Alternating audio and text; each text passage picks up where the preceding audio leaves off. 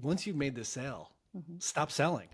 Like, shut up. Just get up and leave. Like, you're done. When people continue to talk after they're done, right? After the deal is closed, quote unquote, it's often a sign that they're just uncomfortable. Maybe they don't believe that they have done it, or they feel like they have to add an extra, layer of tape to secure the closing of the agreement that they just got. But yeah, that's usually what it is. It's the same for any presentation too. It's like, you got your point across, you can leave the stage now. Thank you. Like, if you're losing the audience, you shouldn't be calling for an action because you haven't earned it. You haven't earned it. When we want to be a great communicator, and when you really deconstruct the best talks that are out there, even the little tiny TED Talks, I can't remember what they're called, but there's the traditional TED Talk, which is 18 minutes long, and then there's a little version that's under 10.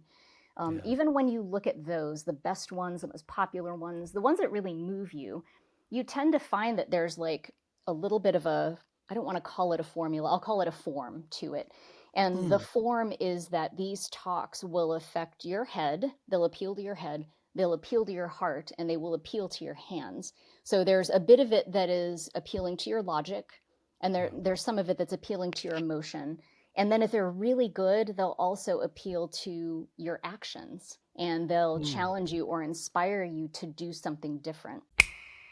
Hey friends, today's episode is brought to you by Andy Bovender, the founder of the Bovender team out of the Carolinas. Him and his team have serviced more than 5,000 clients. So if you have that client who's been thinking about making a move to or from that area, they are absolutely the referral partners to call. Antoinette Perez is today's guest, and I have to say this was one of my favorite episodes to record. The conversation takes a few different directions, but she is the author of Tiny Talks, Big Impact. And if you're an agent who's doing any sort of panel conversations, stage talks, presentations to clients, her book is absolutely a must read for you and your team. So take a look at the description to learn more about that.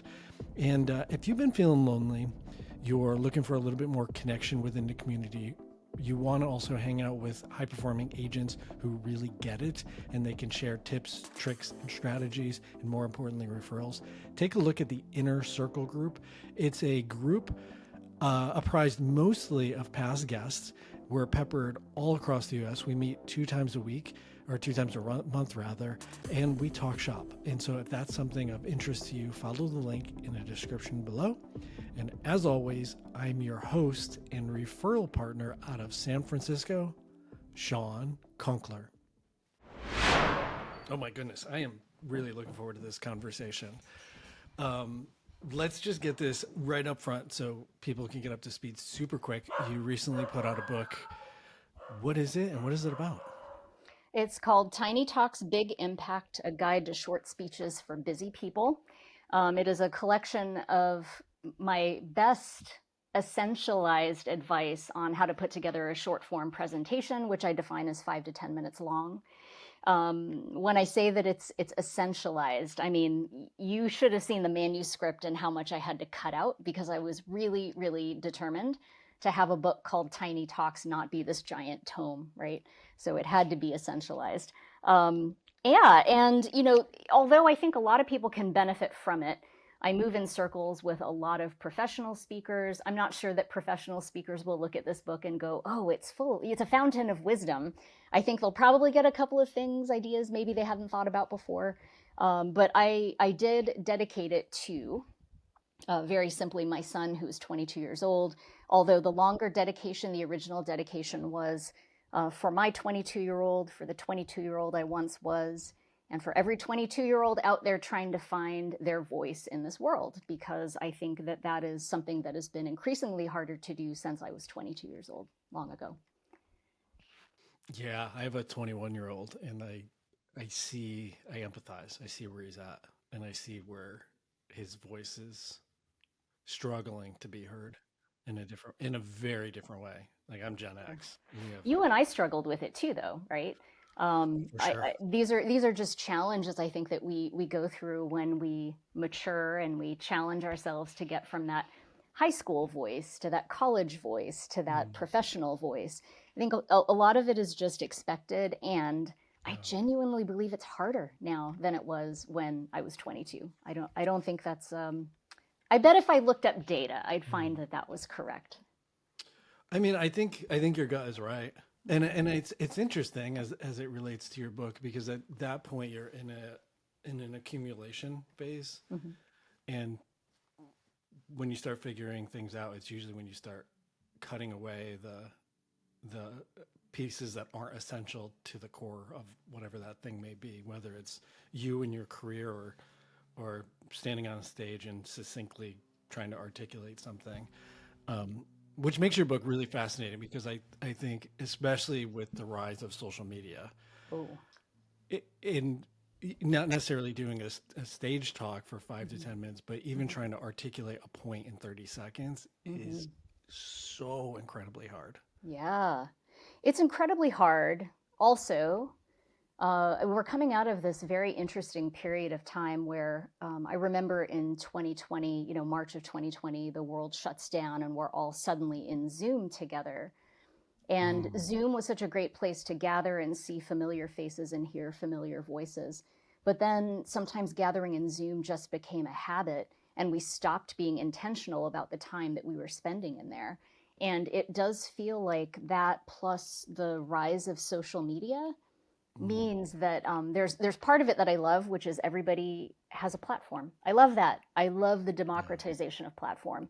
On the flip side, everybody's saying something, but not everybody has a message. Not everybody knows what they're saying. They can fill 30 seconds or 5 minutes or an hour with a lot of words. And then you and I have to work really hard to figure out, what are they saying up there? What's the point? What's my takeaway? Right. Yeah. And that's really what I'm hoping to help address with a book, is getting down to meaning and being clear and confident when you're delivering that message. How do you guide somebody in really starting with that? Mm, just generally speaking.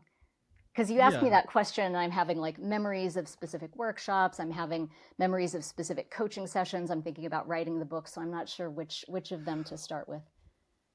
You know what's interesting is let's talk about the book because Okay. I think that would it parlays to a lot of other things that are related specifically to real estate, Sure. whether it's trying to put together a presentation or a buyer's packet or Mm-hmm. even just a really succinct email. Mm-hmm. But you were kind of joking beforehand that you were writing this book about tiny talks and it became this really big book, Yeah, it was which is big. like contradictory to the Yeah. whole point, Yeah. the whole point of it. So let's use that question as it relates to Awesome. your Yeah. writing Okay. experience. I appreciate that. So I think one of the first things that I deal with in the book is the mindset that we have sometimes going into putting a talk together, which occasionally includes us needing to learn the truth about well-intended advice that we've gotten in the past that really doesn't have any place in our brains anymore. It should not take up space. Um, a quick example of that is Yeah. there are some folks who believe that great public speaking is an entirely technical feat, that they have to have the right words and the best words, that they have to strike power poses and do all of my body can never be more than an 18.7-degree angle to the left, and like they get caught up in this sort of technical idea of what it means to be a great speaker. And so the first part of it really deals with just kind of undoing some of those well-intentioned pieces of advice that really don't help anybody. And then Mm, I cut pretty quickly down to this idea that when we want to be a great communicator, and when you really deconstruct the best talks that are out there, even the little tiny TED talks. I mm, can't remember what they're called, but there's the traditional TED talk, which is 18 minutes long, and then there's a little version that's under 10. yeah. Even when you look at those, the best ones, the most popular ones, the ones that really move you, you tend to find that there's like a little bit of a, I don't want to call it a formula, I'll call it a form to it. And the Mm, form is that these talks will affect your head, they'll appeal to your head, they'll appeal to your heart, and they will appeal to your hands. So there's a bit of it that is appealing to your logic, and yeah. there's some of it that's appealing to your emotion. And then if they're really good, they'll also appeal to your actions, and they'll Mm, challenge you or inspire you to do something different. And so that's kind of the basis that I sort of start with is in 5 or 10 minutes, you're going to try to appeal to the head and the heart. And then if you're lucky, you get to the hands. It is a really great and simple approach. Just a couple of weeks ago, in fact, I got a call. It was a referral for some one-to-one coaching from a really great colleague of mine, Marcella Andres. She's in the education consulting world. She said, I've got someone who I think could use your help. She's booked her first keynote. She's on stage in front of thousands of people. She's never been with a group that big before. And so when I get into a Zoom with this person, we start talking, and immediately I find out that she's already, like, she's a talented writer. She's already written this really nice frame. She's got a couple of folks in the communications team at her nonprofit that are looking at it and already giving advice for how to shape it up. And so I had this whole book of 120 pages, right? That used to be 200 or whatever, that I cut down to 120 pages. And I'm looking at it going, I only get 2 sessions with her. So where do I go? So we started with the head, the heart, the hands. And, we looked at elements of the talk she had already written that were head, heart, hands. And we looked at a different way to structure it to make sure that she was hitting all of them. Yeah. And one of the easiest and fastest ways, by the way, to get to hands, which is the actions or the change in action, is to either start or end with like a challenge. Usually it's ending, right? So you would just say, when we leave here today, I want you to blank. And it directly addresses the content of your talk and challenges them to do something differently with it. So I would say that's probably a good starting point for most folks, is really just assessing whether they're able to create a talk that touches all 3 of those areas. That is so interesting. And you're right. Like I'm reflecting on, which I love TED Talks, by the way. The good ones, you feel something. You are moved. You move. Yes, right. That's right. And I guess I've never put it together in those three categories. And it's very interesting. And then I'm like relating it now to a listing presentation, is I have to compel somebody to do the movement, and the movement is signing the contract. That's right. But it's kind of like dating. There has to be a natural sequence, and then each one has to fully mature before the next thing can happen. And so, I love it. That's such a simple, I love it. You did a very succinct, tiny, actionable thing. There you go. Those three pieces. Well, I'll add to that, since you were talking about the seller. You want them to sign the agreement. You also want them to move the couch to the garage. Yes. You also, right, there's like usually more than one action. And so that ability to be able to appeal to their logic and their emotion really does help in the long term to create a relationship that works and that results in repeated action that needs to be taken, both on their side and of course on ours. Yeah, which is all the emotion, the heart, it's all hinged on trust. They have to have been moved and inclined to trust you with this thing. And then from my experience of selling all these years is you don't want to muddle the action with too many things in the wrong sequence. Similar to a tiny talk. It's like you have a finite amount of time. It has to be succinct, but it also has to be in the right order. Otherwise it doesn't. You can't get the action to take place. Especially for a transaction, you're right. In a tiny talk, you get done in 5 minutes. So there's a lot of liberty that you can take, but you're totally right. In a transaction, there are multiple talks. There are multiple setting the stage, appealing to the head, appealing to the heart, appealing to the hands. Hey friends, I have a small favor to ask. For me to continue to bring you outstanding guests who share their best kept secrets for growing a successful real estate business, please take a moment and hit that like button so agents like you can find this content. And also hit that subscribe button now so you don't miss out on any new episodes. Now back to our show. Yeah.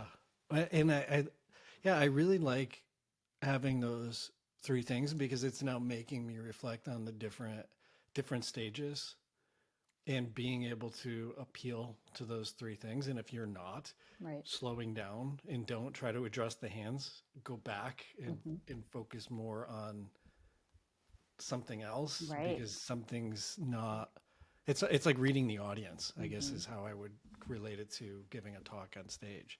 Yeah. Like if you're losing the audience, you're not really gonna, you shouldn't be calling for an action because you haven't You haven't earned brought, it. you haven't earned it, which is a great, that's a great way to say it right there is, yeah, you haven't earned that piece yet. Wow, I love that. That was like, we're only a couple minutes in. I feel like that's a wrap. That's like Are we done everything. here? That's all I need. That was like, Awesome. that is such a, it's to relate that to the different aspects of presenting. I feel like that's just such a good rule to kind of follow. Yeah. Sometimes it really is that simple too. I was explaining to you earlier that I've done so many train the trainer workshops in my time. And oftentimes when, you're working with a group of speakers, you teach them different processes to build elements of their presentation, and then usually give them an amount of time to pull the presentation together and then show you that they can put it all together. Yeah. And they're limited because of numbers to 8 or 10 minute presentations to just kind of showcase how they have been internalizing, and now they're able to make actionable what they've learned in this train the trainer workshop. And a lot of times, they'll say things like, well, what if I get done early, as though I'm going to make them continue to dance until the clock, ticks 10 minutes or whatever, or that they have to add words that are unnecessary. And I'm like, listen, if you're done, get out. If you're done and you've done your job, you've communicated clearly, we're on board, we have the trust, all of those pieces, like, get out. There's no need to stay. We should probably have a TED Talks competition to see who can deliver the best, strongest, most actionable message in the least amount of time. The short amount of time. Oh, well, can you imagine how great our meetings would be if we could do that? Oh my gosh. Yeah. Well, it's a very Mark Cuban. Mark Cuban only has standing meetings. You shouldn't get comfortable. Hey, I'm down. I'm down. Yeah, it's funny. The rule of sales is once you've made the sale, stop selling. Like, shut up. Just get up and leave. Like, you're done. Yeah, Like, there's you. I mean, often you and I know that ends up representing when people continue to talk after they're done, right? After the deal is closed, quote unquote. When they continue to talk, it's often a sign that they're just uncomfortable. Yes. Maybe they don't believe that they have done it, or they feel like they have to add an extra, layer of tape to secure the closing of the agreement that they just got. But yeah, that's usually what it is. It's the same for any presentation too. It's like, you got your point across, you can leave the stage now. Thank you. Like, wrap it up. Yeah. Play the music. Yeah.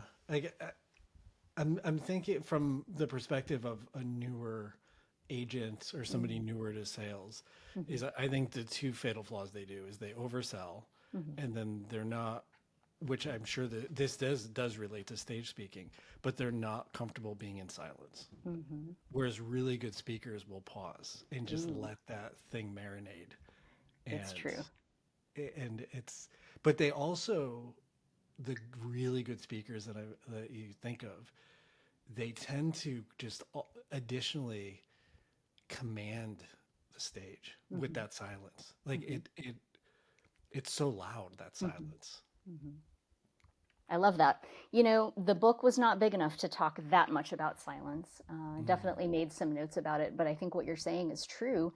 If you're really looking at stage mastery, and particularly for the big stages and those keynotes, not workshop speaking, which is often much more conversational.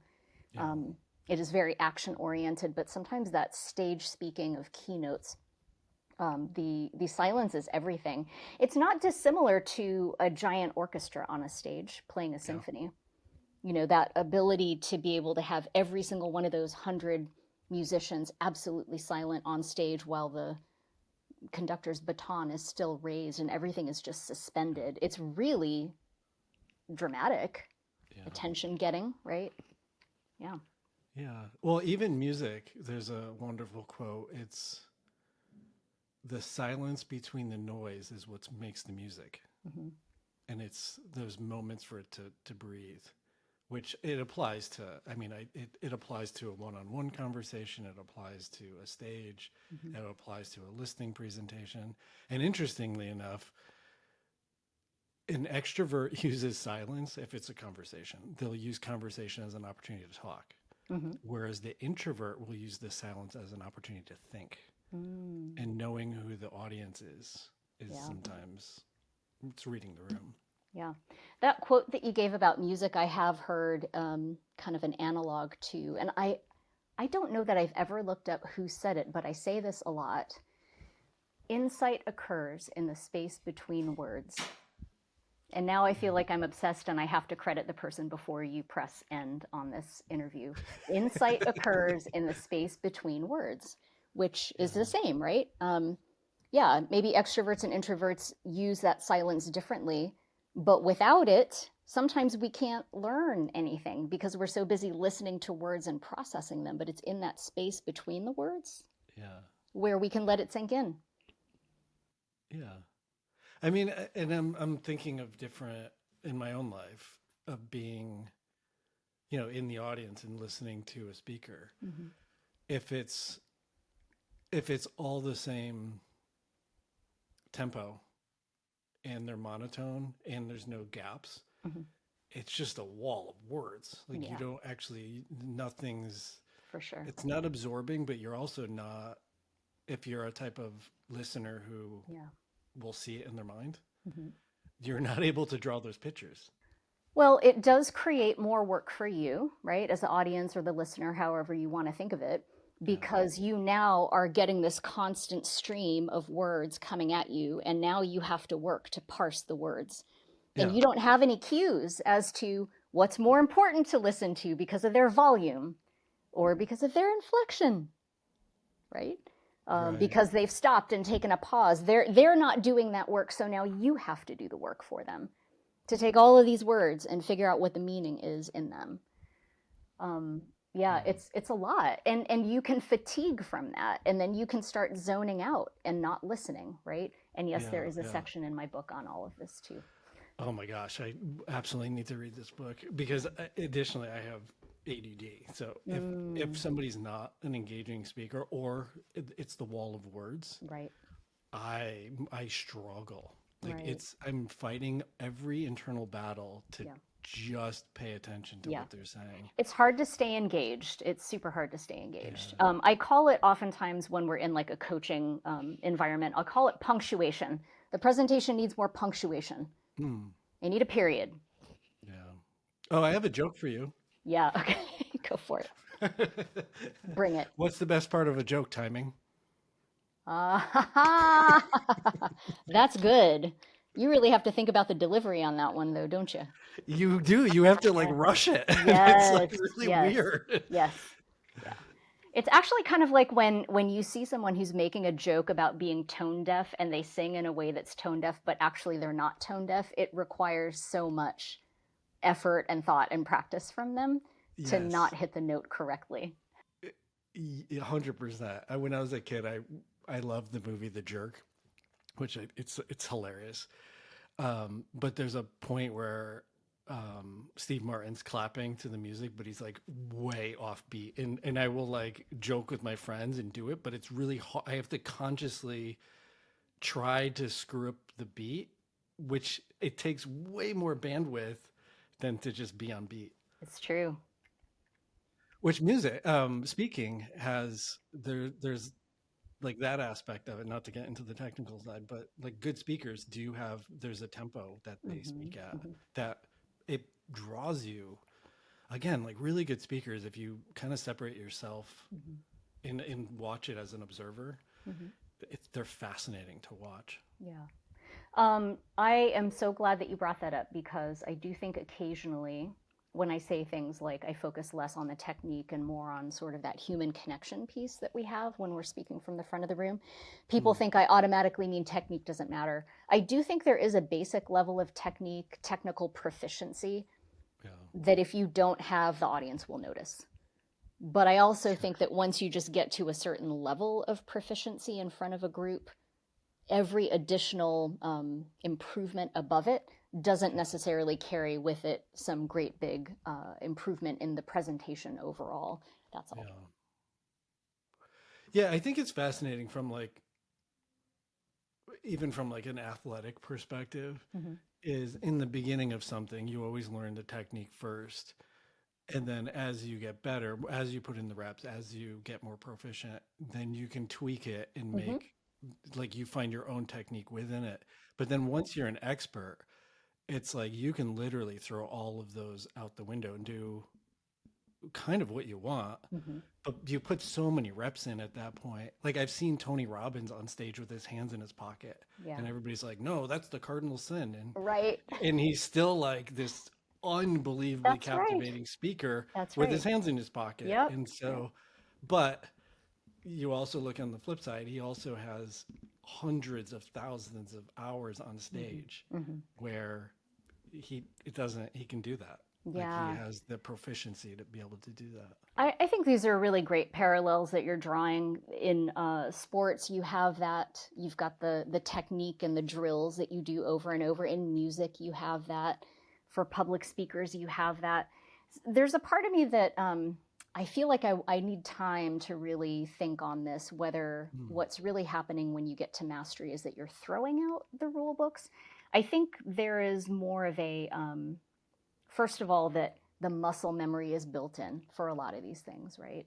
Sure. So Yeah. you do enough reps and you just kind of know what to do and you're not even conscious of it. And I think he's doing a lot of that, Tony Robbins, when he's on stage, For sure. regardless of whether he puts his hands in his pockets, right? There's like 1,000 other things that you and I are working on every day that he's already just, his body knows how to do Yeah. these things and he doesn't have to think about them. But the other thing is, and you know, again, this kind of comes back to sort of the book in terms of developing your style. I think of it as developing your voice, but it's the same, Hmm. right? You develop a style of playing soccer, for instance. You develop a style when you play an instrument over time. As long as you have those foundational techniques on lockdown, you can really explore style. Yeah. Yeah. And, you know, sometimes people do have style anyway, and then really terrible technique. That happens sometimes. It probably happens in real estate. You can probably think of some agents where you're like, wow, this person has a very clear style, and they're a mess when it comes to foundational technique, right? Yeah. But ideally, you have both. Yeah. I appreciate how you very thoughtfully challenge thoughts. Mm, I really do want to think about that one. Yeah. I sometimes I also find myself going down paths where I'm nitpicking at things that don't need to be nitpicked at. So it could just Mm. be me. But yes, I do like to take some time to really think about those.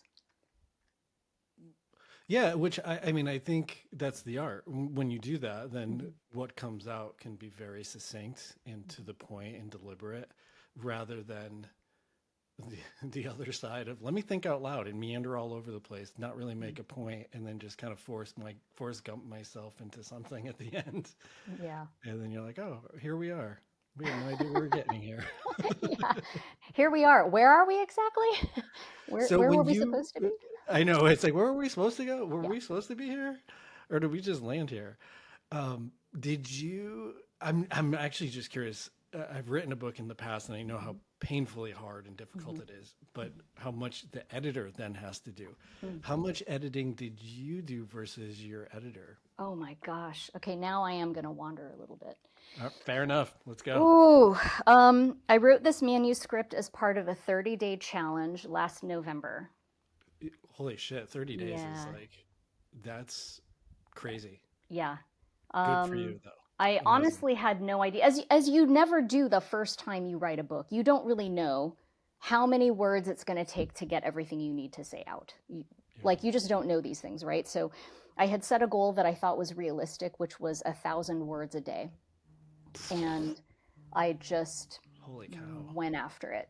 So it turns out that I had been keeping notes for this since 2016, and I didn't really know. I thought that what I was doing was building a new workshop. So back in 2016, I had this little notebook, and every time I would come back from, you know, a train the trainer workshop, for instance, or just any speaking engagement, I would have these random thoughts, and then I would go and I'd put them in this notebook. So I remembered that before I started writing the manuscript. And so the first 10 days was me I had an outline, and then I took that notebook and I transcribed a lot of my notes, and then I plugged them into the outline where they seemed to belong at the time. Hmm. That was the first 10 days. The second 10 days were me filling out the rest of the outline, and the final 10 days were pain. It was like, how much more do I really have to say about this thing? Is there anything Yeah. else original? Am I just repeating myself over and over and over again? So that was kind of my 30 days of drafting the manuscript. I also want to plug a resource for anybody out there that may be thinking about writing a nonfiction book. It is called Blueprint for a Nonfiction Book, and the author is Jenny Nash. And I had read her book prior to sitting down to write the manuscript. And she's got this, like the first half of the book is, I want to say 17 questions that she asks you to define about this book that you want to write that just gets you organized. Yeah. And she does have you, by the end of the 17 questions, basically outline your book, which are the chapters to your book. Yeah. So without having done that work in the 3 or 4 days prior to sitting down and writing the manuscript, I don't think it would have echoed as closely the finished product. Because then what happened is December 1st rolls around and I go, woo, this is amazing. The manuscript is done. I'm just going to take December off from thinking about it.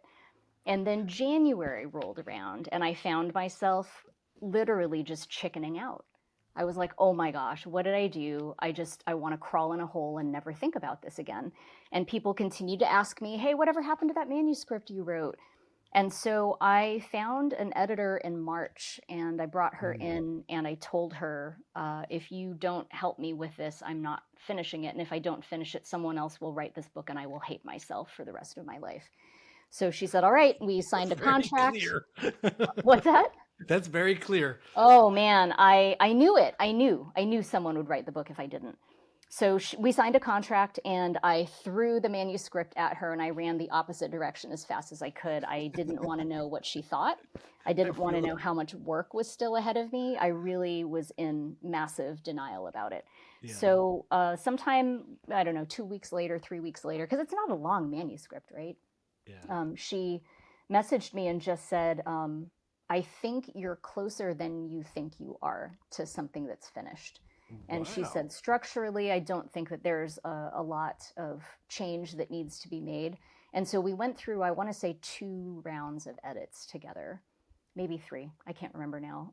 But basically by June, I had a finished manuscript. It was fully edited and ready for me to start figuring out how I was going to market and put it online and all that. Congrats. That's very impressive. What was your experience like? Oh, it was brutal. So I wrote The Insider's Guide to Home Buying, the San Francisco edition. So it's a bit more technical. And so it took a lot of research. Like I had to make sure that legally I wasn't creating a pickle for myself. The hard part was I would inject stories. Mm-hmm.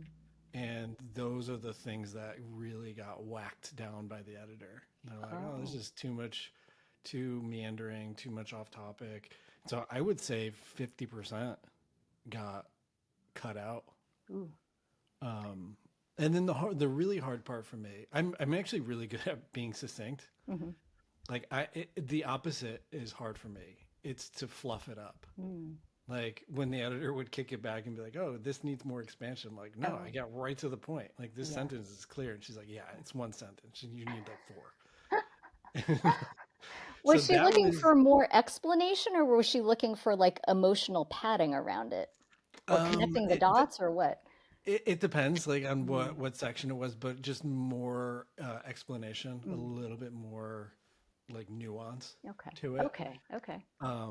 But the other really challenging thing, which it probably took the longest time, it took me about a year, by the way, to get through it. Yeah. Because I would only work about 2 hours a day at like 5 a.m. And some days were great, some days were not. Yeah. And I would just try to like chip at it that way. Mm-hmm. But the really tricky part is real estate's it's pretty linear in terms of the chain of events, but then sometimes things will happen and it changes the order. And so trying to put things in an order that actually makes sense was very hard. And then keeping it, which is very close to my heart, is keeping it succinct. Like it was meant to be a field guide. It wasn't meant to be a license. Like it's, and so like, how does the consumer figure this thing out in a very like crash course way? I wish I had your book in advance, to be honest. I really love that term field guide. I wish that had been on my radar in the last 13 months. I think that probably describes what it is that I was hoping to do with this book too. Again, like I'm imagining this when I was 21 or 22 at my first job that was not a public speaking job. And, you know, your boss comes to you and they say, "Oh, you're working on that project. I want you to give a presentation on it at the next executive meeting," or whatever. This is the book that I want people to go to for that. I do want it to be a field guide. I love that. Okay, I'm writing it down right now. I don't know how I'm going to work that into the second edition, but I like that. Field guide. Yeah, that's what, like, when I set out to write it, I was very, very much inspired by military field guides. Like, they're how to build a fire. It's like, get sticks, get your tinder, like, do these specific things. And it's like overly simplified. And I wanted, which is, it sounds very similar to the person about to go on stage. Yeah. Is like, what do you need to do? It's like, sure, you can read a thesis on it, but that's not, it's not going to help you. Like, you need to just really succinct, actionable things. Yeah. It's like, get to the hands part right away. Because that's right. That's right. What a great way to think of it. I also had done some, Google search term, what's trending, whatever. And I found that people searched for help writing talks consistently from like 11 p.m. to 2 a.m. And then at 10 a.m. every day. So I imagined them either the night before stressing out over it and being like, "Oh no, I got to do that talk tomorrow." Or literally they're at the office and meetings at noon, and at 10 a.m. they're like, "How do I put this talk together?" So again, like when you think about who I'm writing the book for, it was a field guide. I didn't know that was the word I was looking for, the term I was looking for, but I think that's very descriptive of what I had hoped to create. Yeah, that's very much like, we kind of talked a little bit before we jumped on to record, but that's very much how it's very much my style when I approach any writing projects, or when I'm working with a client, or when I'm planning to do something on stage. I'm actually the person who has trouble adding the fluff. That's really interesting too, though, that your editor would have advised you to cut down your stories, because I don't personally find that stories are necessarily fluff. They can be fluffy, but I think that stories can do so much in a book as well as in a talk to give like dimension to just information, right? It can give dimension, it can give context, it can give just different light and texture to something. And I don't know, I find stories to be essential. And that was also one of the things that was difficult for me, was placement of stories, because I had a lot of examples, but I wanted it to be under 120 pages. In fact, I'd hoped it was going to be under 100. It was hard to slash to 120. So the only real stories that are in it, I feel, are bracketed sort of on the front and the back end. And in the middle, they're just tons of like examples, but not full stories. So I find that interesting, that in a book that was intended to be a field guide, that, you would have someone cut back the stories. Yeah, I think, I don't remember, this was years ago, but I think they were not supportive enough of that point, is probably what I would, for in general. Okay. Or they weren't, it wasn't essential, is probably what I would get to. Gotcha. For a field guide. Like, Right. if it's kind of like the meat and potatoes, Yeah. it's just the succinct. But I try to remind myself, which is, again, it's hard because I have to use a bit more filler and create more of a story around it, but never make a point without a story, and don't tell a story without a point, is where I always go back to. It's good advice. It's tricky. Mhm. It depends, and very depending on your application. But I'm excited in 2026 to get on stage a little bit more and leverage your teachings to make that aspect of what I'm doing even better. Yeah, that's awesome. I think it's great to aspire to that. Honestly, if you're podcasting, I think you're like halfway there already. Um, yeah, when we were kind of prepping to go live today, I think there are so many things that we misunderstand sometimes about being on stage. And again, at Mm. 22, I think if you had asked me to do a 10-minute talk on a big stage, I would have mapped out every word and memorized every word, and it would have come Same. across being very scripted, right? Um, but because of your podcast and the style, the conversational style that you really aim for, I think that there's a lot of that that's going to translate easily to a stage. I can see that potentially. Yeah. Especially if you're 100%, you nailed it for me too. If I was in my 20s, I mean, hell, even my 30s, I would have memorized every single word. I would not only memorize the word, but I'm also the type I would memorize where my hands were, where my Oh, body wow. posture was, Wow. whether I would memorize where my pauses were Hmm. and where I'm taking a breath. I Hmm. would, yeah, because I want to be able to control the entire game. So Interesting. I would do it to the nth degree. But now, Yeah. I mean, even with the podcast, I'm so far. I don't know, 2.5 years in. Hmm. I used to map out the whole podcast Hmm. and kind of do all this tons of research, Hmm. but I actually found that the organic aspect of it was eroded, and then it became an interview, and it lost some of the enjoyability. And so I actually do the opposite. I try not to research somebody too much Hmm. because I have to have curiosity Hmm. to have these conversations. Like Yeah. that's my secret sauce is like if I lose any of my curiosity by over researching, then Hmm. I'm not going to ask and explore that thing with you and then lose all these opportunities. Makes sense. I think if I at 20 overdid anything, it would be at that age, and I have worked so hard to overcome this. My writing is still, at that point, it was very formal. It was shaped by English teachers and AP Mm. English professors, and it was very formal. I probably would have written it very formally and then memorized all the words, and it would have come out sounding like some, I don't know, 19th century, um, you know, English Victorian Shakespeare. moppet or something. Yeah.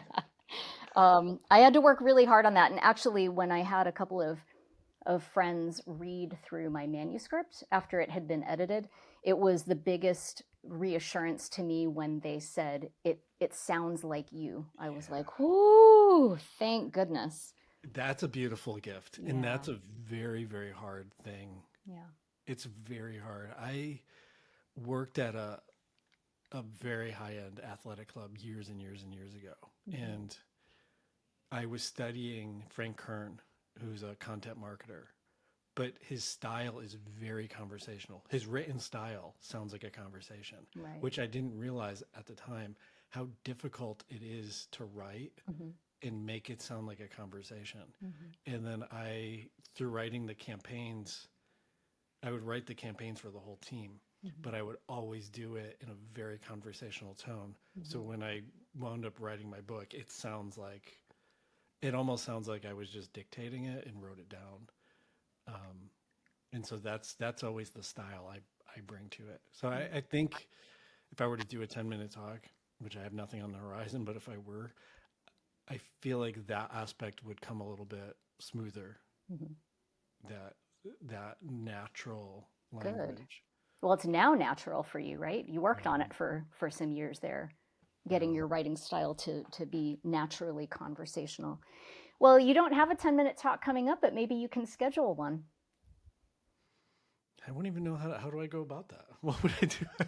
There are so many occasions that are close by you that are easy to get like really short talks just to start kind of getting out there and dipping uh, your toe in the water a little bit, wandering maybe, and allowing yourself the luxury of showing up and exploring a little bit. I would say that job fairs are always super fun for that kind of thing. Your local community college, high school, whatever, they're going to have fairs and things like that. Um, in fact, I would imagine a lot of your listeners have been speakers at job fairs locally, because I think that real estate is one of the popular, vocations and professions that people want to learn more about at those kinds of things. But yeah, that comes to mind. Anything that you're interested in that you would like naturally, passionately talk about could be a really easy thing for you to be able to go out and speak on.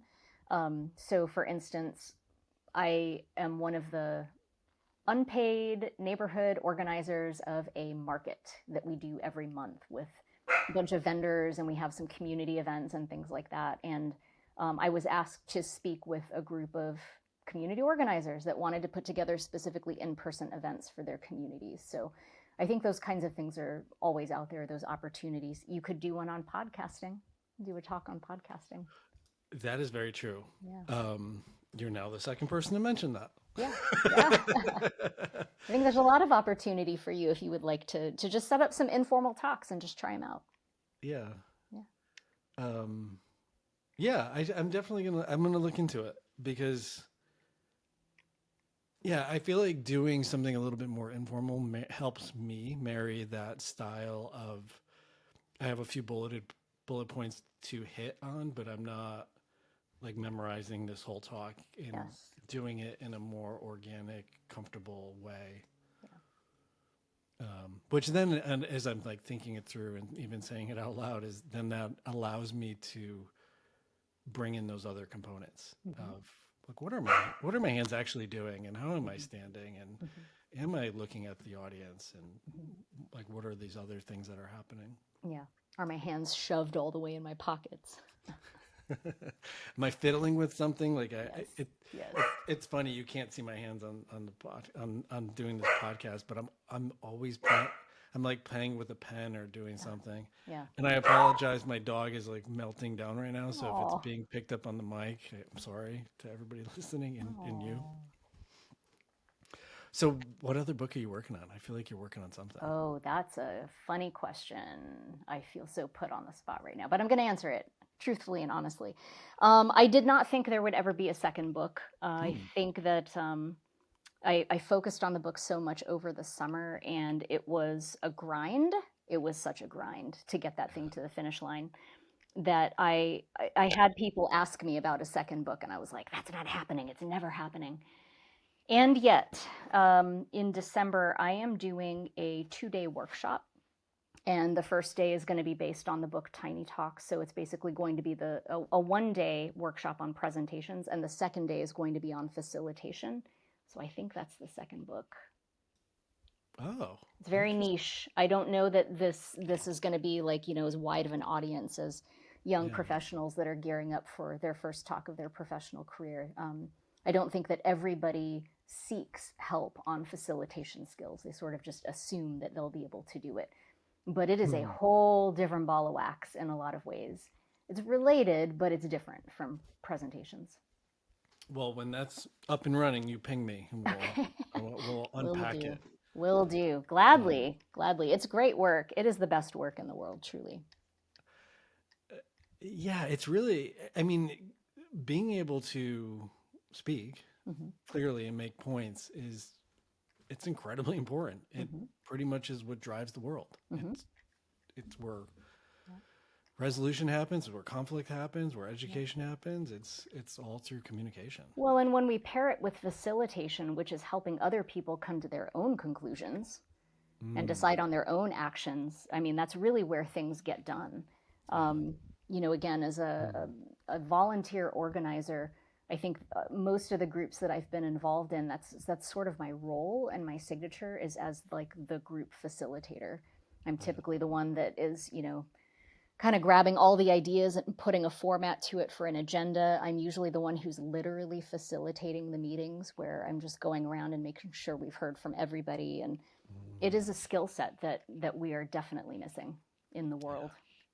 That's leadership. It's like that. It's that next level of making sure everybody's heard, making sure that we're seeing this thing, whatever it may be, from different perspectives and drawing conclusions from that. And I think that's not to go down a different rabbit hole, but I feel like that's deeply missing in our culture these days. Sure. Yeah, Is I just agree. I agree. having that. Yeah. But that's hopefully you'll give yourself a little bit bigger of a buffer to get it all executed in 1,000 words a day for 30 days. I don't know about that. It's a little bit of my personality. I am that person. Is it? Like if I have the energy behind something, I just go for it. I'm Yeah. not sure that I would want to do it a different way. The manuscript writing was the easiest part of all of it. It was the procrastinating Yeah. and then knowing my self-hatred was on the line, and dealing with my embarrassment with my editor of like it felt like she was going to see too much of me, and I did not want her to see all that much of me. And then of course my end goal was for everyone to be able to see that much of me. So it's very confusing, Shawn. It was a confusing time for me. Did you reach a point where you just stopped? Like, did something click where you're just like, I don't give a shit? Like, did you hit that point of where you're just like, it's me, like this is it? You mean to like finally give it its final push out the door?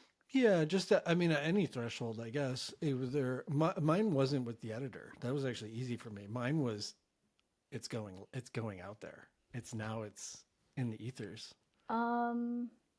I think because I self-published, and so I was the one who was there was no one for me to like, no team for me to push it to. It was like I was the team taking it all the way to the finish line. Yeah. I would say that the threshold for me came sort of late spring, early summer, when I started to see that the world at large was starting to devalue certain voices and discourage people from using their voices. And there was definitely a sense of urgency in me to finish the book so that I could try to give people tools to be able to use their voices, because I believe in that. I believe in inclusion and democracy and all of those things. And, to suddenly be surrounded by this threat of people's voices being locked down and censored and all of those things was deeply concerning to me. So I would say that actually was the one thing that over the summer I just kept saying, you can't stop now. Like, you have to get it out there. Yeah. And that's, yeah. It's interesting. Yeah. Sorry, I'm like, the psychology side of that is fascinating to me, but it sounds like something flipped where you're being pulled to do it and not pushing yourself to do it. Yeah, I would say that. It was probably a sense of purpose that was not there when I wrote the manuscript. It was a sense of purpose that was absolutely driven by just urgency of things that are happening in the world. Yeah.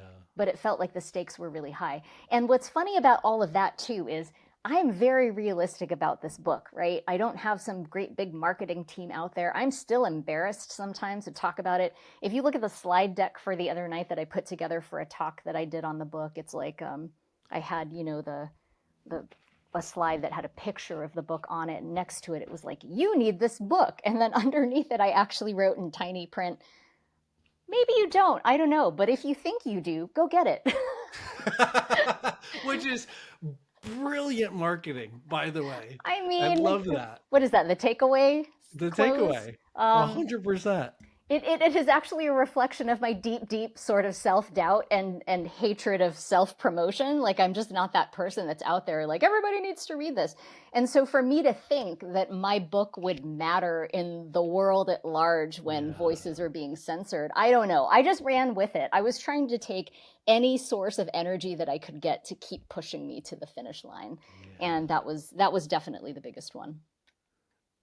Yeah, I think that's really important, especially taking on a project like that, where if you're, I'm definitely not, like, I'm not inclined to be the like, follow me. I'm awesome. Like, that's just not my DNA. Smash subscribe. Yeah. Like, I don't do it's like all of that. Like the self promotion is actually pretty hard for me.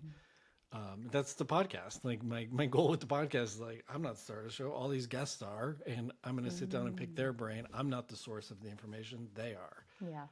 And so me then putting this book out was similar. I've had like similar those weird internal conversations, but when it stopped becoming about me, that's when I was able to kind of move past it. But you do have to grind it out. You have to have something exciting you, motivating you, and inspiring you to Yeah. sit down Yeah. again, Yeah. because it's hard. It's work. It's like, It is work. I'm glad you brought that up. I hadn't really thought about that, but it is kind of that moment where it shifted from being a grind to being something that I had to finish. Like I did not yeah, feel like I could let it sit any longer.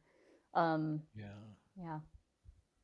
yeah. Which is, yeah. I understand, and I don't know like what happens when that happens or what the catalyst is, but yeah, it's kind of that. I always think of things as being like pushed and pulled. Hmm. It's like you can push yourself to go to the gym, but if you go to the doctors and Mm, they say you have high blood pressure and your heart's gonna explode if you don't, now you're being pulled. It's for like sure. this, and it's like I have to be there for my kid's wedding. I Yeah. have to be there and Yeah. watch my first grandchild being born, Right. and now it's way bigger than you, and you just like it Yeah. like rips you out of your seat to Yeah. make you go do that thing. I believe in push and pull. The example that you used is a little close to home right now. You and I have never met in person. I'm small. I'm a small person. My mother is also a small person and she's elderly. And last week she fell and she Oh broke her no. femur. She has osteoporosis and Oh, um, they awful. put a rod in her leg and she just got discharged or she's being discharged now from a rehab center. And I had been told, rounding the corner into my 50s, you should be lifting weights as heavy as you can to stave off injury Yes. in your older age. And so for 1 year, I just resented. I just spent the whole year resenting that advice. And then I finally went to my doctor at my last annual and I said, okay, so exactly how much weight are we talking about? How often? What does this workout look like? I need you to, give me some form around this so I can start working on it. And so since, August, September, whatever, I have been trying to do this. I would say I get in maybe one workout with weights. I've been a big weenie about moving my weights up to the next level. And after last week, I have found myself doing quite a bit with my weights lately. Great. Moved up a whole class. I feel quite beastly. My, upper body is like, You're yoked. I'm ridiculous. I think today I was just like, somebody make me mad. I'm looking for a fight. I don't know. It was a lot. There's a lot going on there, but I don't know if I feel pulled yet. I still feel like that's pushing me. I don't think it's going to go away. I think the reality is that I will continue this. It'll become that habit, right? And I'll get some muscle memory built in around 3 times a week. I'm doing this 2 times a week. I'm doing this, whatever, in addition to the other things. But I do believe generally in the push and the pull. And I love how there are so many like self-development workshops out there that will help you with things like, your big why, what's your life mission? Because it's one thing to get pushed by the hustle and grind of capitalism every day, but it's another thing to feel pulled by a purpose that's bigger than yourself.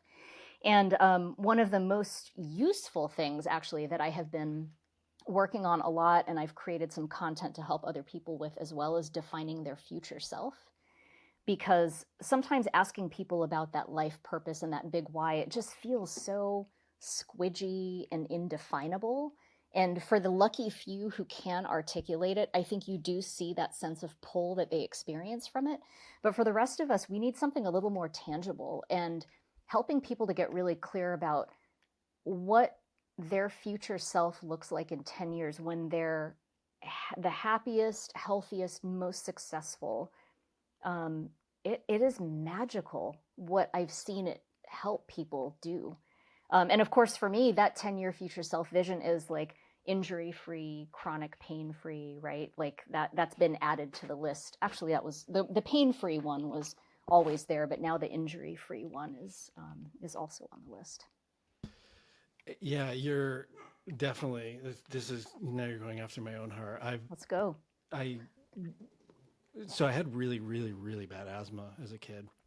And the doctors would always say you have to exercise.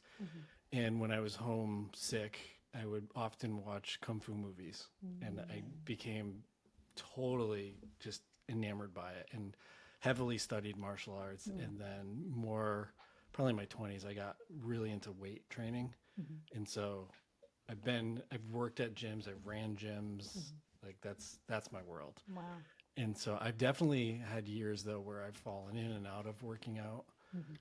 Recently, I lost my mom a year ago, and thank you. It was tough, but it definitely threw my world upside down. And getting back into the gym was hard, and it's taken me a while to get back into it. But something happens if you just push yourself to go to the gym regularly, when you start getting the release of the endorphins and the serotonin and the dopamine, and you literally just start feeling good, it flips where you just kind of get pulled, and your day just becomes about, oh, I can't wait to get into the gym. Like you just look forward to it. And I hate the treadmill, and I hate cardio, hate it, like passion, hate it. Yeah. But I usually try to find a really good Netflix series. Yeah. And then I will, like, if I find it one night, like maybe I'm like surfing the couch and I find it, and then I'll stop. I'll be like, you know what, I'm not going to watch this. I'll have to save it for the treadmill. And then I will only treat myself. So I find ways to gamify it.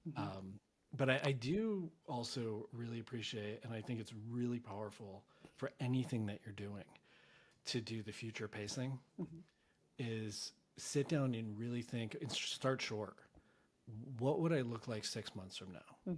Where that's like a very realistic time frame where your brain can actually get behind it, versus jumping, what does 20 years look from now? And you're like, holy shit, it's like way too far for your brain to actually wrap around. But if you do 6 months, 1 year, 2 years, 3 years, 4 years, 5 years, and then you do the both, kind of the what was that movie? Oh gosh, what's the Christmas movie where he goes down to different paths of Scrooge? Is it Scrooge? Oh yeah, A Christmas Carol. The Christmas Carol. Yeah. And so you go down both paths. If you don't start working out, always do the pain first. Pain and pleasure, push and pull. So you do the pain of, if I don't work out and I continue to eat poorly and I continue to live this lifestyle, what's 6 months going to look like? 1 year, 2 years, 3 years. And then you pace it out to like 10 years and really feel it, like feel shitty about that thing. And then you flip it on yourself and you do, okay, I adopt this healthy lifestyle. I do this thing continuously. Maybe it's writing the book. Okay, I sit down, I work on it every day for the next month. What does my career look like 6 months? And then you pace it out. But while you're pacing it out, you have to actually feel the joy at those thresholds. It'll flip, like inside, you'll feel a flip. Yeah. And it's like magic starts to happen at that point. Yeah. It's funny, earlier in our conversation, there was something that you said that I responded to, and you said, I like how you pushed back on it. And it didn't really feel like a pushback, but you just said something I am going to push back on. This gym thing of, once you feel the endorphins, you're going to want to go. That has never happened to me. It has never happened to me. There are other things like the social aspect of it sometimes. So like I used to go to bar classes with a really good friend, and being able to be with her there and then go grab whatever, a bite to eat or run an errand together after, like that was the thing that brought me in. In fact, this summer I have a friend that invited me to do Pilates with her. It was that, seeing her, hanging out with her, going afterward to get a breakfast taco and whatever. I have other ways, but those endorphins have never been enough for me. Seriously. That's fair. I actually don't get a runner's high. Yeah, me either. Not once. The whole time I'm like really bitter. The whole time I'm just like, why am I out here? What's happening? It's terrible. Doesn't mean I'm not going to do it. It means I have to find other ways to find joy and value in these activities, because it ain't in the endorphins, my friend. That's not it. That's interesting. Yeah. I mean, maybe, I don't know, maybe not everybody I'm gets like to that 1 in point. 10 million, probably, honestly. I believe it is probably true for everybody else. I just had to pick at that because I'm silly and making a Like joke. maybe it's happening. It's just not at a like a high enough level where it's like a That's noticeable true too. thing. That's true too. But I don't know where you live, but I remember growing up as a kid, like going out and shoveling snow Hmm. or raking leaves, Hmm. and then you sleep so damn hard that night. Yeah, Like for maybe sure. that's the reward. For sure. Oh, there are definitely many rewards. I think that annual blood panel that your doctor does, like watching it come back and seeing those cholesterol numbers splitting out nicely and Yeah. all of that, that's gratifying. There's short-term and long-term wins to it. The other thing for me is I travel a lot, right? And so being able to travel alone independently is very important to me. Yeah. And I've noticed that that ability to get that luggage in that overhead compartment on the plane, that is aces. I feel very good about that. That's a high that is not necessarily an endorphin high, but I feel very happy about that. Yeah. I mean, I think yeah, being able to just live in a mobile life is Yes. it's a wonderful thing. Yeah, I think that was actually when I was doing some of my own future self work this summer. Mobility was one of the words that came up, and Yeah. it wasn't just about my own physical mobility. It was about having the lifestyle to do it as well. I have an elderly dog who's 16 right now. Oh Um, goodness. I need a sitter when I go, and all Yeah. those kinds of things. And so just mobility of lifestyle. It's Yeah. physically, it's moving anywhere I want in the world, going anywhere I want. That's all part of that future self vision. For sure. Mine was peak COVID. I mean, I usually don't drink, but during COVID, I drank and Oh, I like hear that. killing a bag of chips a night and Yeah, just like really bad. And yeah. I saw a photo of myself and I was like, "Pfft." Mm. And again, like I grew up in gyms and Mm-hmm. I was like, who is this guy? Mm. And so I literally built out my garage. I was like, I'm building a badass gym. But my motivation, funny enough, was at the time I had two teenage boys Mm-hmm. and I was hell bent on not being the liability. Like we like to go on hikes, and I was like Mm. hell bent Mm-hmm. on not being the one to be like, "Hey, hold up, I'm Right, tired." right. And like they're teens, so they're Yeah, like peak testosterone that's and right. in great Peak shape. peak energy, right? And energy, yeah, and I was like, I'm not gonna be the guy when they're like, "Hey, let's go take the skateboards out." Mm-hmm. Like, Mm-hmm. oh, sorry, I can't. Mm-hmm. Like, Mm-hmm. I was like hell bent on That's not letting awesome. that happen. Talk about pull and not push.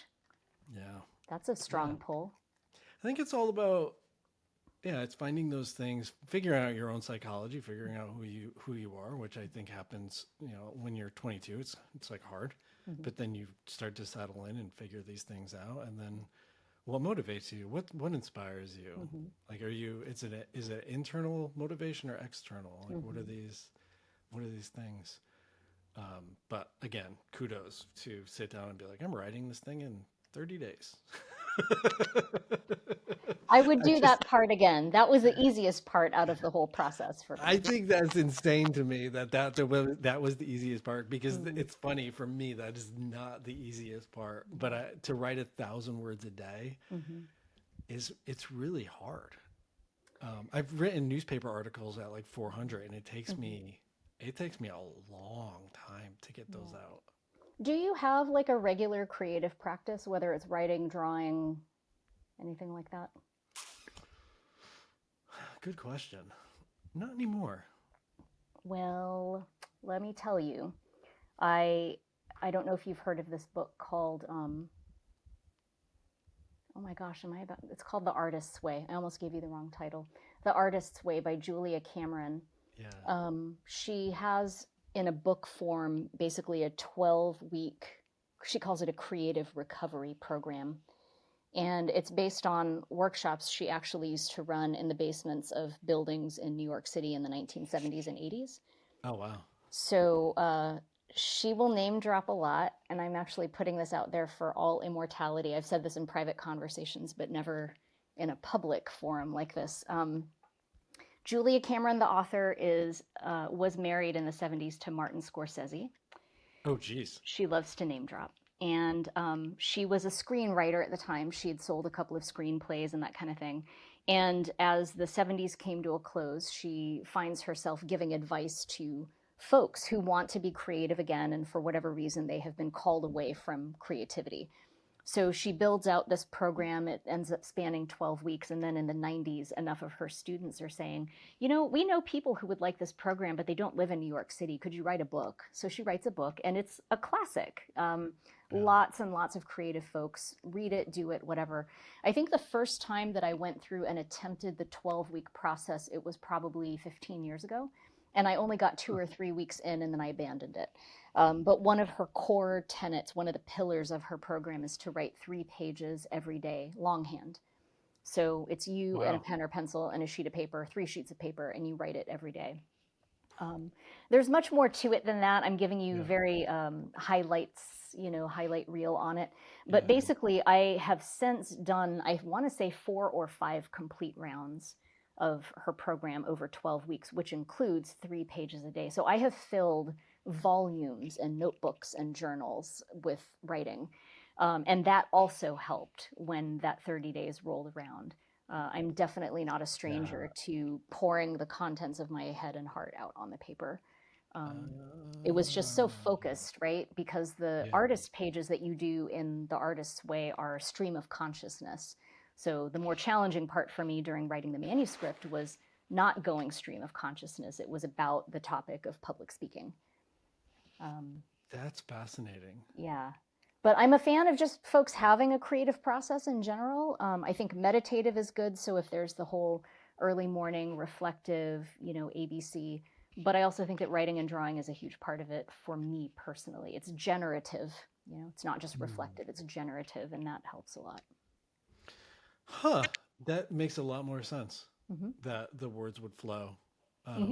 That makes a lot more sense. Yeah. I've had a lot of practice turning that faucet on and off. Yeah, that's a great way to look at it. And similar to me in the gym, it's like Exactly. it's Exactly. it's You're turned like, how on do those off. endorphins not happen? Well, let me tell you, not happening here. Yeah. I mean that totally makes sense. And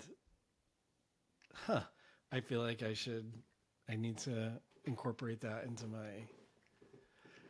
and just incorporate it in. It's funny, even sometimes before I sit down to do a recording, I have my little like ritual, if you will, to get into mode, because like this is a very different process for me than sitting down and writing an email or working with a client. It's very different. Right. It's very different. So it makes sense, like to kind of like pre-tune your brain to do that thing. Really quick before we wrap. Sure. Have you read John Maxwell's work? I have read some of his books, yes. His style sort of loosely reminded me of your work, but basically he just keeps notes. And he has years and years and years and years of notes. Yes. And when it's time to write another book, he just goes and collects all those notes. That's right. And I'm like, that's brilliant. Like that's just it's just brilliant. He has this complete library, if you will, all ready to go. For that specific project, I was very organized about where I kept the notebook. I always knew it was the notebook where I would put those notes. But I'm actually not someone that I think has very good like filing systems. That's actually a part of his whole process that I think impresses me so much, is that he knows where to find stuff. Because what you would find for me are volumes and volumes of notebooks and sketchbooks. But if I were looking for a specific thing, I would be going through many, many pages to find it. So I'm going to give you some magic. Cielo, my partner, she actually really enjoys writing, and that's like her therapy for herself. And she bought an iPad, but then bought a screen protector that feels literally like paper. Paper-like, yeah. And then there's an app. I'm not sure which one. I'll have to ask her. But it's basically a writing app, and you just write, and it's like you can just enjoy yourself. Yeah. But it's searchable. Everything in it is every page. You can like say, I had this thought about motivation. Yes. And here are all the pages, all the times it's come up in like the past decade. Yeah. Our phones, our devices are just getting so smart that I think our phones already do something like that. So, an example Yeah. of that is if in my photo camera roll, I've taken a picture of my own handwritten notes. I find that sometimes if I Oh do a yeah. search, it'll come up with that. It'll Yeah. show me the picture where I have handwritten the word. Yeah. Um, it's really crazy how far the technology has come.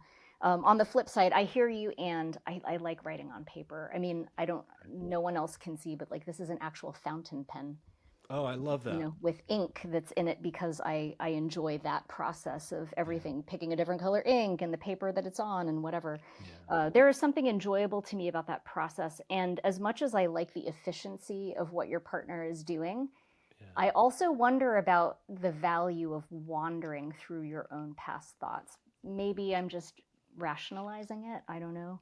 Um, it's harder to find things, but then you also stumble across stuff where you're occasionally like, did I write that? That's like shockingly profound. Did that really come out of me? Um, I do know she has, I don't know if it's the same program or not. It's a Hmm. journal, but Hmm. then it'll remind you, oh, a year ago today you wrote this. Yeah. And she does enjoy, because she'll be like, oh, hey, like 3 years ago on this day we went to this little coffee shop for a date. Oh. And I'm like, I don't remember that at all. But clearly you do. And she just, because of the notes. So it's like her a journey. But similar to you Yeah. is I have a Kindle. Hmm. I think I've used it for 10 minutes. Like I can't, Mm. it doesn't work for me. Oh. I have to have books, and I have Interesting. to, the way that I retain information, which sounds Yeah. really weird, is I have to, if I'm trying to remember something I read in a book, I Hmm. can see which side of the page it was Hmm. in my mind, Hmm. and then I know how far into the book I was. Like Hmm. it's a whole experience for me. Actually, that is interesting because I am a Kindle user. I'm a very heavy Kindle user, mainly driven in part by the fact that I traveled so much for years Uh, and I didn't want to bring all the books. And as you know, the upper body strength is a thing for me. So yeah, one Kindle is better than five books, right? true, true. But all of that said, I think that you're not alone in that. And I do know that sometimes I will get into a novel, 600 pages, and I just sometimes feel lost. Even though I can see at the bottom, it'll say you're 57% through. I'm like, when? Yeah. But if you have a 600-page novel and you've got this, something about that registers differently when you see the passage of pages and this Yes. side is thicker than that side. There's something else that happens there. I get that. I think the other thing that happens too is, and I don't feel like I'm alone in doing this, but like you'll be reading and then you have to go stop and do something. So you'll flip ahead and you're like, oh, the chapter ends in two more pages. Mm-hmm. Let me just Mm-hmm. read these.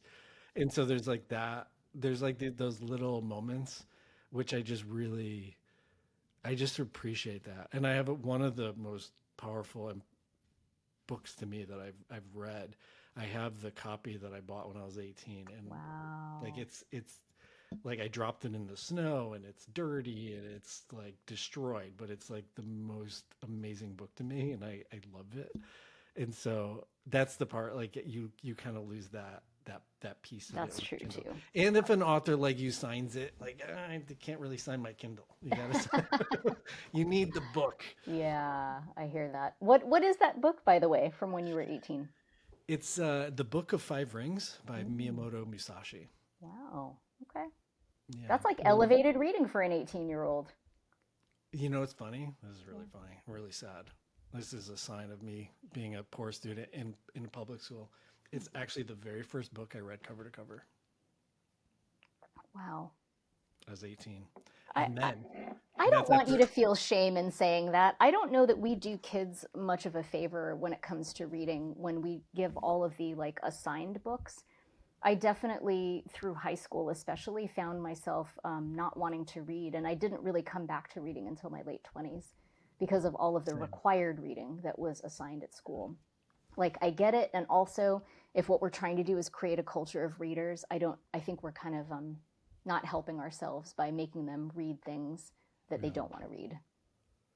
yeah. Some I some would agree. texts, yes, but like to the extent that you've got a whole semester of books that you have to suffer through. I don't know about that. Yeah. Yeah. I mean, I just, the standard format of school didn't work for me. But once I read that book and I realized I had a real, true, deep passion for martial arts and the human body and psychology, I was at the bookstore 2 days a week. I mean, it was like kind of ridiculous at one point. I would constantly be devouring books after that point. Amazing. That's all we need is that one book to unlock us again. Yeah. Yeah. Yeah. It just like that something, it's that push and pull, like something clicked. And it was like that little magic moment happens and you're like, holy cow, this is amazing. My youngest son, his senior year, he had a really phenomenal English teacher who was like, here's a pile of books.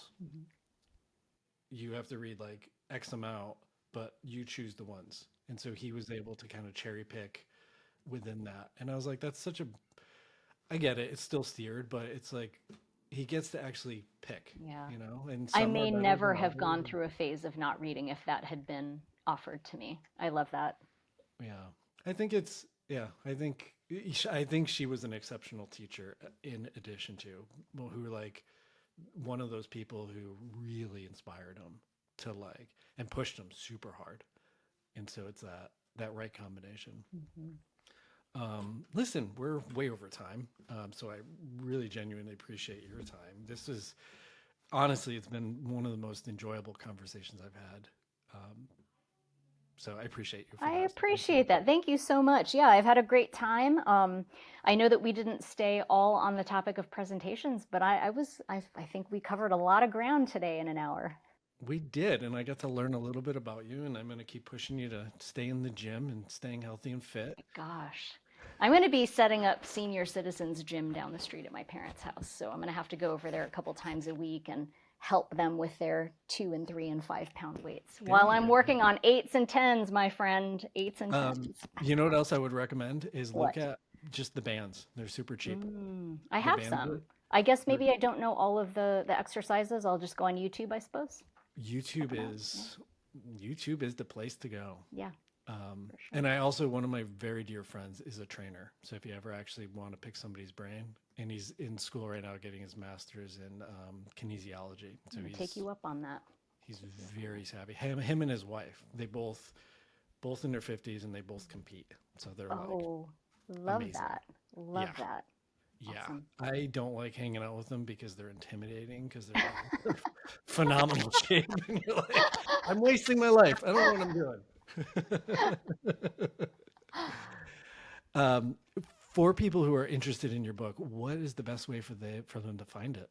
The best way to find it is on Amazon. It's available in paperback and hardcover. Cool. And we'll make it a little bit easier. I'll actually link it in the description below so somebody can just grab it and go right from there. Excellent. Thank you so much, Shawn. Awesome. Thank you. And that is a wrap.